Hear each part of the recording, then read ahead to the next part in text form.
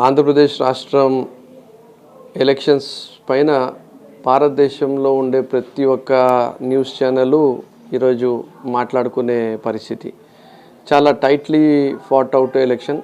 ప్రతి ఒక్కరు కూడా ఖచ్చితంగా మేము గెలుస్తామంటే మేము గెలుస్తాం అనే రీతిలో హోరాహోరీగా పోరాడినారు. కాబట్టి కానీ ఒకటి నేను చెప్పేది ఏమంటే, రాష్ట్ర స్థాయి సర్వే వాళ్ళు ఉండని, దేశంలో ఉండే ఛానల్స్ సర్వే చేసిన వాళ్ళు ఉండని, దేశంలో ఉండే వాళ్ళైతే చాలా తక్కువ శాంపుల్స్ సర్వే తీసుకొని వాళ్ళ రిజల్ట్స్ వెల్లడిస్తున్నారు.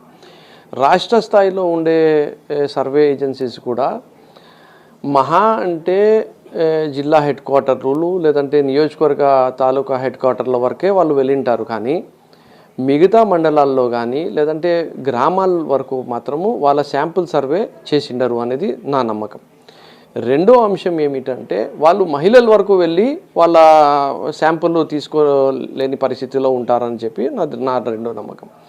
ఈ రెండు అంశాల్లో మనం ఒకవేళ చూసుకుంటే, గత 5 సంవత్సరాల్లో జగన్మోహన్ రెడ్డి గారి ప్రభుత్వం ఎవరి కోసం పనిచేసింది అంటే, అందరికన్నా ఎక్కువ చేసిందంటే బలహీన వర్గాలకు, బడుగు బలహీన వర్గాలకు, పేదవాళ్లకు, మహిళలకు, రైతులకు, విద్యార్థులకు, వృద్ధులకు, వీళ్ళపైన ఎక్కువ ఫోకస్ చేసి పనిచేసింది. వాళ్ళందరూ సోషల్లీ ఎకనామికల్లీ కొంచెం బ్యాక్వర్డ్గా ఉంటారు, కొంచెం బయట చెప్పడంలో కొంచెం అంత ధైర్యం చేయలేరు. కాబట్టి వాళ్ళందరినీ నేను సైలెంట్ ఓటర్స్గా నేను అంచనా వేసుకుంటున్నా. వాళ్ళు బయటికి వచ్చి బహిరంగంగా లేదు ఈ పార్టీకి వేస్తాను ఆ పార్టీకి వేయను అనే మాట వాళ్ళు చెప్పరు.